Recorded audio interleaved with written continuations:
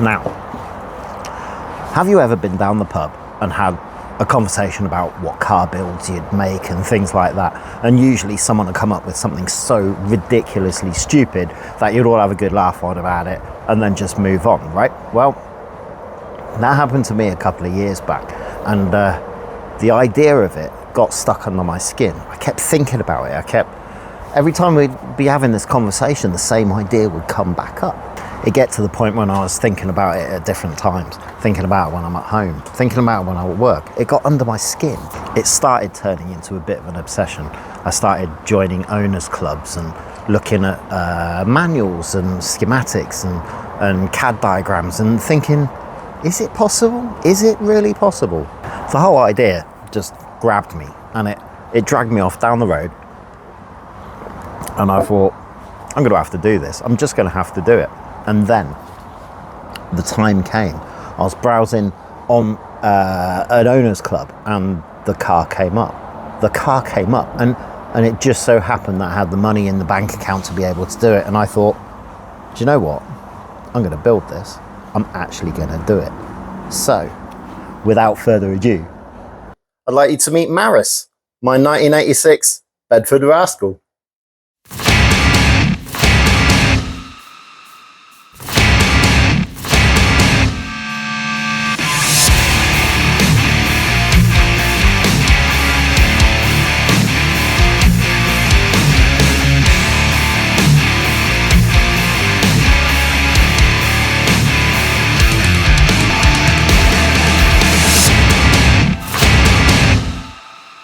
Now, when you think of dream cars, you probably don't think about Bedford Rascals, but I'll let you in a little bit on how my head works. There's two lists of dream cars, okay?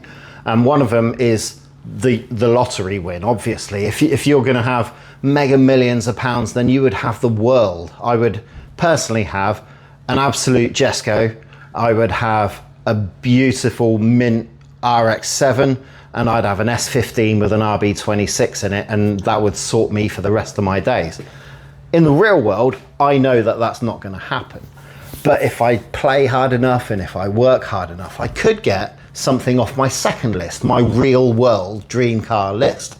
Now, that kind of thing includes an Alfa Giulia QV. I've driven one of them, it's spectacular. It could be an E36 or an S14A or something like that, something that I could actually realistically own. And always on that list was a microvan.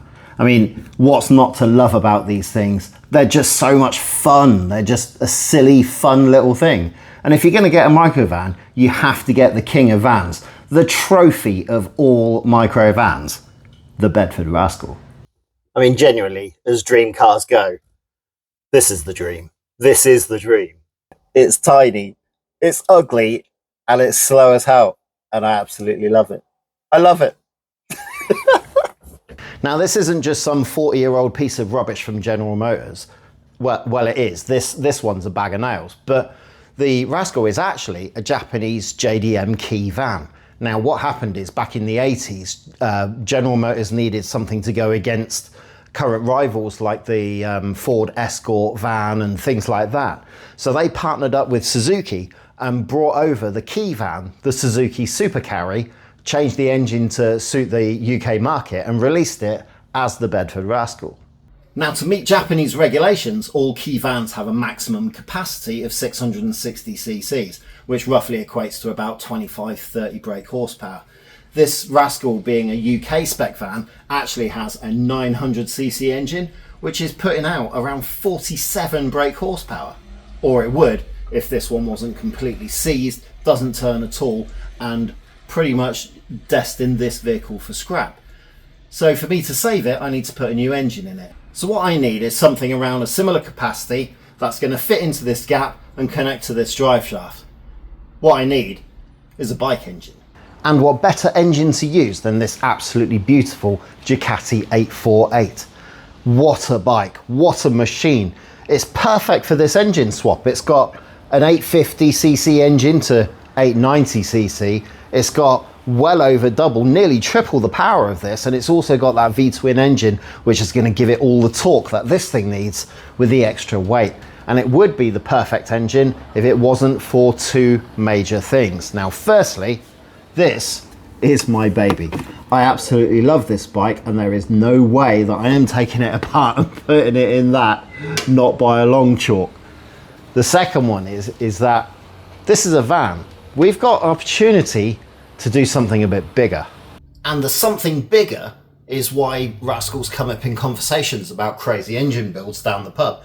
Because when you look at it, what this is a two-seater, mid-engine, rear-wheel drive car. This is essentially a sports car, right? So all you need is a little bit more power, and this would be amazing. Now, most people take the engine out from under the seats, put in a motorbike engine, link it to the prop shaft, and away you go. 150 brake horsepower, no problem at all. Quite an easy swap. But when you think about it, you can do a lot more. You got a frame rail here, you got a frame rail here. You don't need anything until you get to the diff here. So you've got this entire space where you could put in whatever you want. You could put in an SR20 or an RB26 or a flipping 2J. You could put in an LS in here, and there is room for it because it's a van, right? So I can't afford any of those. I'm not going to lie about it. If I could afford anything better, I probably wouldn't have a Rascal. But I do have something special, and I can't wait to show you. Check this out. My 986 Boxster.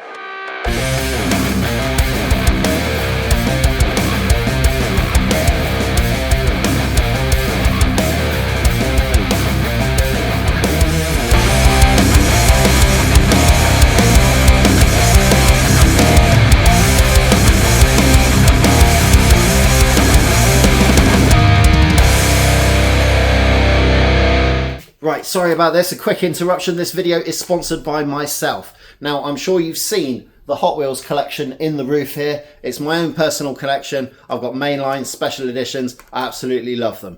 What I'm going to do is, for every video in this Porsche Rascal build series, I'm going to be giving a Hot Wheels away.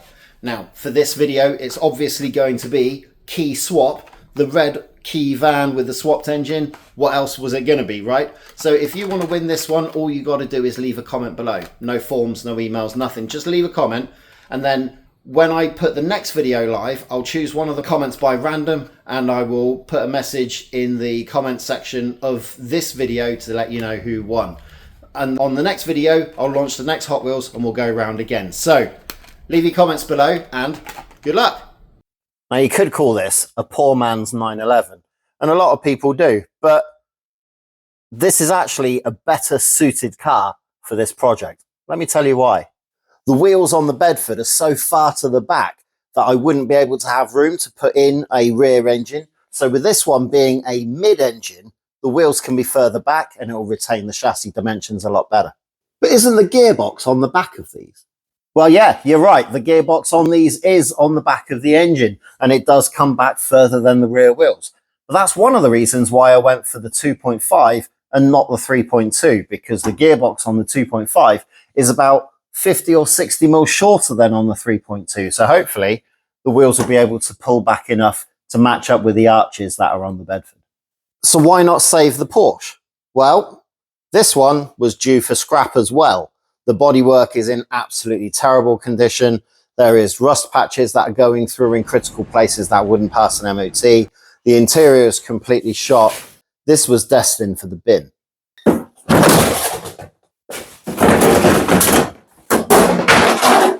But as bad as this car is, it does have one redeeming feature.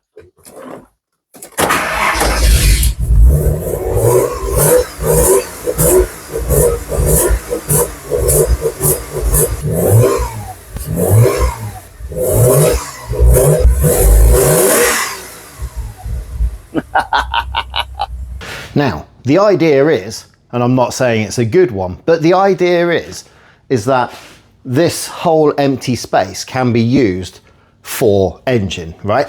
But this chassis is not going to be capable of handling this. So the plan is that if I take this, excuse the post, if I take this and I cut this off and I cut this off and I cut it all back, and I basically just end up with a subframe with an engine, gearbox, chassis mount, suspension, struts, wheels, the whole lot. I take that whole thing, and then just cut a big hole in the floor here and chuck it in the bottom and weld it in, right? Right? This is a joke. That's not fitting in there. That is not fitting in there. Now check this out. The top of the struts are exactly 1.3 meters across, or 58 potatoes in imperial. And then if you go to the outside edges of the struts, you're at 110 centimeters.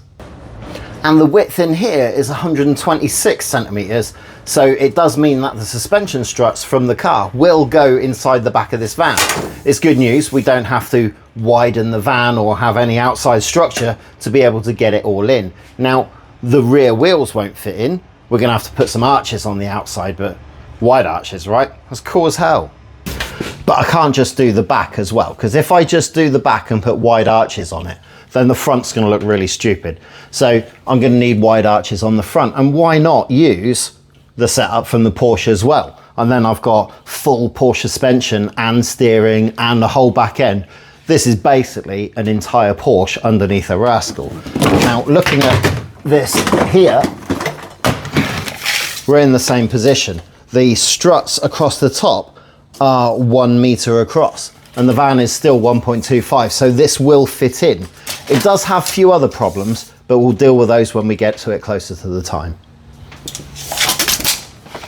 But could I chassis swap it? Would it be easier just to take the top off of this and put it on that?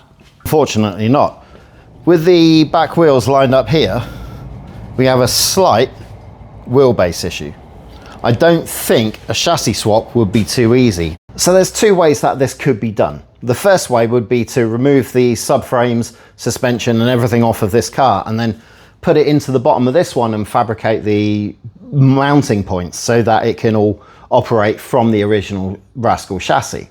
The second way to do it would be to cut this car in half, shorten it to match the Rascal's wheelbase, and then take the body off this, and then do a straight body swap. I haven't decided which one I'm going to do yet, and the reason for it is that I don't know really what's involved either way.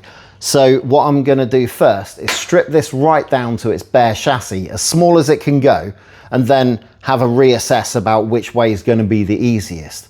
I'm leaning towards cutting this one in half, but I haven't decided yet, and we're going to find out together. And there you have it. There is the pub idea the whole time. We're going to take all of the running gear out of this Porsche Boxster and put it into this Bedford Rascal. This is going to be hilarious. I genuinely don't know if it's going to work or not, but I cannot wait to find out, and I cannot wait to show you all as we go along with this. I'm definitely going to need your help in the comments later, but for now I need your help to like, subscribe, do all those things those YouTube people tell you to do, but also share with your friends, because the more people that are involved in this, the more chance I've got of getting it finished. So I really appreciate all your time watching these videos, and I look forward to see you in the next one. Thank you very much.